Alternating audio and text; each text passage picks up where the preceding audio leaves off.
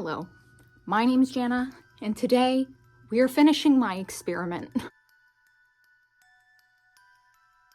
So, as we know, this is Spooky Level 5000. This is part 3 of Romance Reader Tries Spooky Books. So far, we've learned that I don't like pandemics. I could have told you that before this video. We've learned a lot about what I like and what I dislike.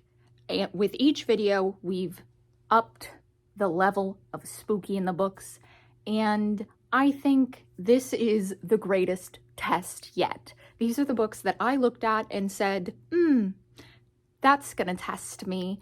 So we'll see if I predicted right.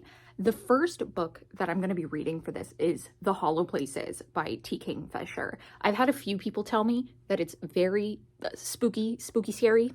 So I'm nervous. I have been told that if I dislike any of these books, there are some people I'm no longer allowed to speak to. So this not only tests my mettle as someone who's trying to be brave, but also as someone who is trying to be a good friend.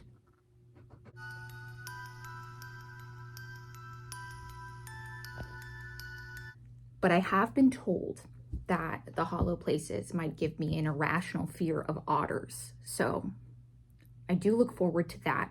So far, it's been very Night in the Museum-esque, but like spooky instead than funny Gum Gum Dum Dum. I'm really liking the two characters in this. They're both just really entertaining. I don't know, they're just like making this fun, even though I am not gonna lie, I had like a little chill earlier. I'm about 2 hours in now, so I had a little spook just where I was like, what's gonna happen? But I'm glad, one, I'm not home alone. I'm with the cats and my partner's home. So hopefully if it does scare me, I will not be alone.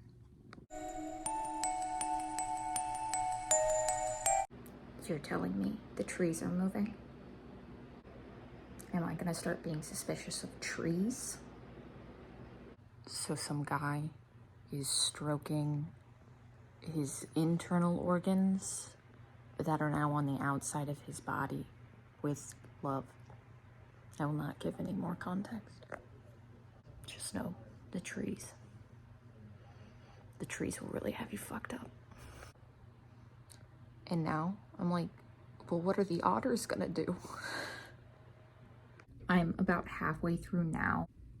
Whatever this underneath place is, I guess it's the Hollow Places. Terrifying. That's scary. I wouldn't say it's like too scary. It's just, there's been some parts that have been a little icky. And then just the ominous forebodingness of it. And also, if I had to live near a hole to another dimension, I would leave. We know what time it is, folks. It is 2 a.m. time. I didn't wake up at 2 a.m. because I was terrified. I actually was having like a very weird dream that wasn't that scary, but it was like there was a school play going on, and I think it was a college level school play. For some reason, I could tell this guy was like turning into a werewolf, like he was going to turn into a werewolf. But I'm like sitting and watching this play, but I can also like know the story. Like I can see that he's like taking out one of his castmates. And so I woke up and I was like, okay, but now I just feel like strangely very awake. The scarier part was having to come out into my dark apartment because I really had to pee. So then I proceeded to turn on every light, and I did have the thought that I was like, thank God, like willow trees can't be inside, you know? And I remember before I went to sleep, I was like, the otters weren't that scary, but did I like triple check that my black cat was the one On the couch? Yeah, I did. There's no shame in that. I definitely won't be starting the next book at 2 a.m. because I would never go back to bed. Because our next book is gonna be The Luminous Dead, and I already know that that book is going to be a little more anxiety riddled. I kind of know what it's about. All I know is it's between a like cave diver and like the person they're connected to up top. And that sounds like claustrophobic hell. Do you wanna, are you real? You a real cat? Okay. So I'm out on my couch. I made some chamomile tea. And I'm gonna watch Sons of Anarchy until I think I can close my eyes. Maybe I'm a little freaked out, I don't know.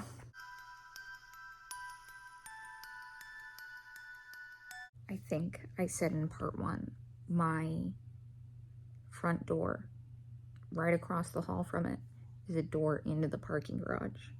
The parking garage just made a weird fucking screeching sound.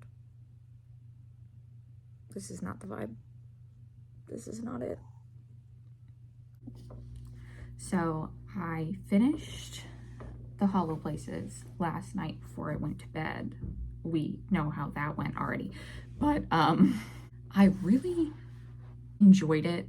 I think something I really appreciate about T. Kingfisher, because I've read one before, is that her main character tends to be like an older lady who's like not stupid. I never feel like they like get themselves in situations and you're just like, oh, the author kind of had to just be like, this person's really dumb. And that's how they got here. There was some decisions she made that I was like, I would have left, but I understood why she stayed. It apparently did spook me a little bit, and it made me glance in the dark a little last night, even though I was here with the hammer, so what could have really happened to me? I can take an otter. I could fist fight an otter. So now this morning I've started The Luminous Dead. This one is the one that I feel like I've had like a 5-star vibe from. I am like nervous because I think I might like feel claustrophobic. And this book is quite long. So I'm like, is she just going through a cave the whole time? I'm gonna trust the process. Wow, this this book is good, but it's very intense. Let's hope for no cave dreams tonight. I don't want to go through a cave. Okay, we are officially home alone now. Because that's what you want during this very stressful book. I am having a good time, as in like the story is very engaging. It's fast-paced, a lot's happening. And although it's stressful, it's not making me as anxious as I thought it was going to, because I thought I would feel like very claustrophobic. There's definitely like moments where I'm like, okay, like let's pause and watch a few TikToks. Because I was playing The Sims this morning while I was listening. So as you do with The Sims, you play for hours on end. So I think I played like 2 to 3 hours before I had to go grocery shopping. So I'm already like 50% in. I think I'm almost 60% in now. I'm gonna do some chores and then go back to playing The Sims. And then I can hopefully finish it up, because I need to watch Hill House tonight, because I'm watching that for the first time as part of trying to conquer my fear of being in fear, if you will.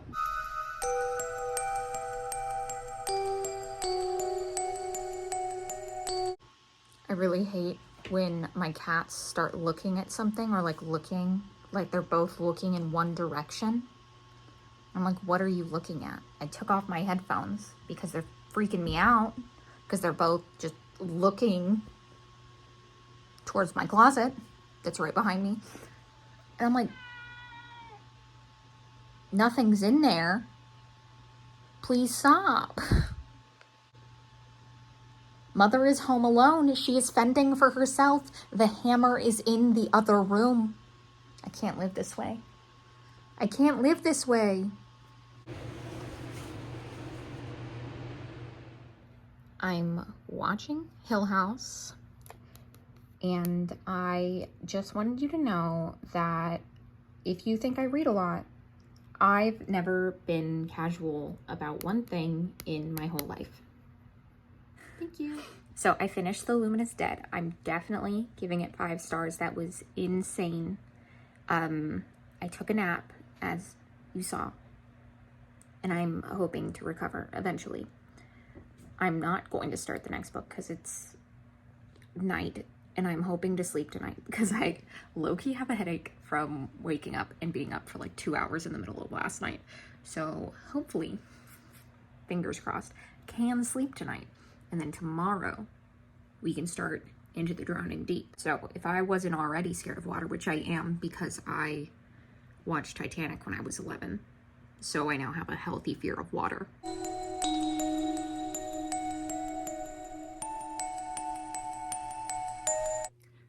Good morning. Okay, I'm finally feeling brave enough to read Into the Drowning Deep. I've been like listening to it, like it's been I think I made mistake by having like one really overwhelming day by only consuming intense media for that one day, because I listened to The Luminous Dead like straight through, and it was really good. Like, I really loved it, but it's also just a very intense book. And then I was like, why don't I follow this up by watching 2 intense episodes of Hill House? And so by the end of that day, I was a little like emotionally, I think, just done. So the next day I literally just babied myself. I was like, you can do whatever it is you feel like you have the capacity to do. It also doesn't help that I was on my period. So I think I was just like done. I was like, you're cramping. You don't want to be doing this right now. So I was like, okay, we can just be chill. I was just like, okay, obviously you went too hard, and I don't think I will be like reading multiple spooky books in a row ever again. I think maybe when I'm like, yeah, you should read the most scary books on your TBR, maybe not together. Maybe there's a healthier way to do that. It's funny because on the last 2 videos, people were like, I think you're gaslighting that you're like a scaredy cat. And I'm like, no, like I am, like I swear. I think maybe I just assumed that what I'm scared of, like in other media, is what I'm scared of in books. And I think we've kind of learned that's not true, because I think if I visually saw like The Luminous Dead, I probably would have been pacing my apartment anxious. When I was thinking about, I was like, oh, am I not scared? Or as Sarah said, am I a Weenie Hut senior now? I want you to know, when I found out what Slender Man was, I didn't go to sleep until the sun came up the next day, because I was like so like anxious about Slender Man, like for some reason, that because I found out what Slender Man was meant he was gonna come oogie boogie me or something. I don't know. But and then like 2 years ago, me and Steven, my partner, we were watching Fear Street, and it's not scary. Like, it's mostly kind of goofy slashery, and those kind of movies I can watch, but I'm actually not that good with gore either. Like, I don't like to look at it. It like kind of makes me vaguely nauseous. So I just look away when I know it's coming, you know? I feel like you can tell from like the music and stuff, like, because even in Game of Thrones or The Walking Dead, I've had to like look away from like the bloody scenes and stuff like that. But when I watched Fear Street, I got so scared because there was like jump scares in that movie, and jump scares tend to really get me, is I made him stand in the bathroom while I took a shower, because I needed to take a shower, but I didn't want to do it alone. So yeah, so I think I am still a little weenie, but just maybe in a different way. Like, maybe I can read thriller and horror for the most part. I think I did actually have a pretty good gauge of like what was really gonna freak me out, because I feel like when I made the 3 tiers, something I did, and I did it very kind of haphazardly, is I kind of guessed based on the vibe, based on how people talked about them, where I thought these would go. And I didn't know a whole lot going in. But I think I gauged really well, like, what the scariest books were going to be for me. Because the Hollow Places, like, did kind of spook me a little bit. It was more of the, I'm looking into dark rooms and being like, what's going on? And then I woke up at 2 a.m. and I had to pee. And this guy, he attacked me in a dark apartment. And then I couldn't go to sleep because I was freaked out, because I was like, what if Willows can get inside? So I like sat on the couch and watched Sons of Anarchy at 2 a.m. But anyway, so I finally feel emotionally ready. I did take a 2-day break because yesterday I just couldn't get myself to start it. I would start listening to it and it's good. Like, I'm enjoying it, but I just couldn't get myself to like commit to it. And for some reason today, the day Steven goes to work and I'm working from home alone, I'm like, yes, now I can do this. So what I'm going to do is I'm going to start Into the Drowning Deep. Just gotten into it, but basically what's happening is you're following like a host of characters, and these characters think that there's real life mermaids. And I think the book kind of tells you that, like, yes, mermaids are real, but these people are kind of seen as like hoax and not taken seriously. There was a boat that went missing several years ago that had one of the characters' like sister on it, and the boat ends up going missing. And so there's a new voyage that's kind of going out to prove that, like, yes, this was mermaids. And we know from like the book itself that ship went away because mermaids attacked it. But the whole world is like, no, that's a hoax. No, like, that film was edited. So everyone kind of has like vested interest in finding out and proving that mermaids exist. It's really good, and I like it. I think something about me that I really like and jive with is a lot of science people, whether or not it's in real life or in books or any genre. I just find scientists very comforting, because I grew up in a very science-y household. My mom's a biology teacher. My sister works in microbiology. My mom's friends are all science teachers. So I spent a lot of my childhood around people who are very science-y. So it's actually like weirdly like comforting to me when people talk in ways I don't understand. I'm hoping that helps me get through this book, but we will see. Good morning. Me and the cat are here to wrap up this video. So I finished Into the Drowning Deep last night. 5 stars, obviously. Like, it was so good. Into the Drowning Deep, I think I explained it. It's kind of like a research thing about mermaids, but it's like so much more than that. There's like so much story there. I think Shannon really like looked at it from like every angle you could have through like the different perspectives of the characters. It was just super entertaining, very fast paced, and there was things that happened where I feel like part of my brain where nothing bad happens, I was just like gaslighting myself into being like, no, like, that person's fine.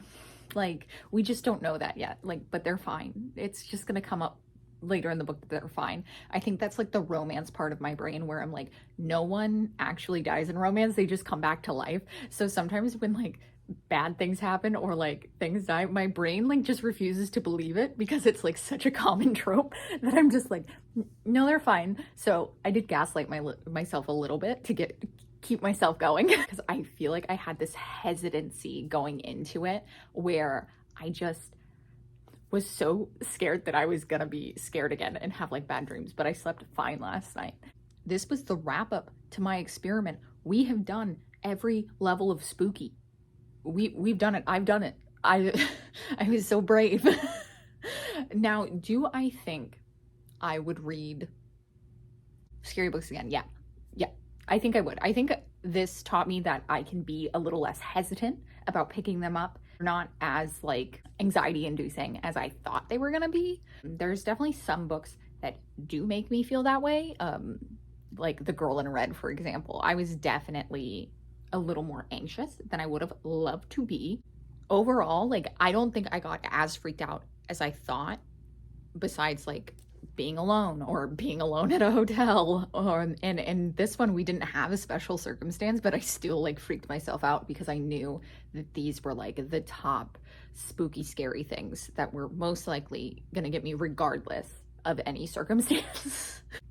In terms of spooky scary, I think The Luminous Dead was the scariest book I read, and then I honestly think Girl in Red goes after that, and not even just because it scared me, it just more like freaked me out. I feel like I don't really have like triggers in books or things that I like read and look out for. Like the only thing that tends to occasionally upset me is like people going through like heavy grief tends to not be a good time for me.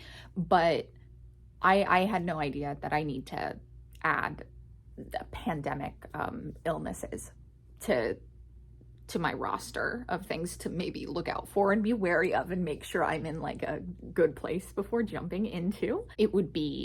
So I think it would be The Luminous Dead, The Girl in Red, and then Into the Drowning Deep as the top 3 ones that kind of spooked me the most.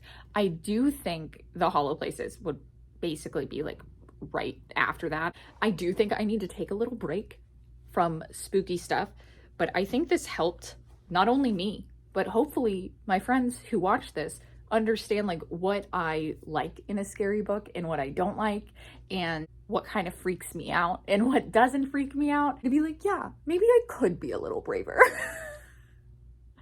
So thank you for that. I didn't willingly gaslight anybody. So if you have any recommendations for where you think I should go after everything we've learned, please let me know. I had a really fun time, and thank you for watching. Bye.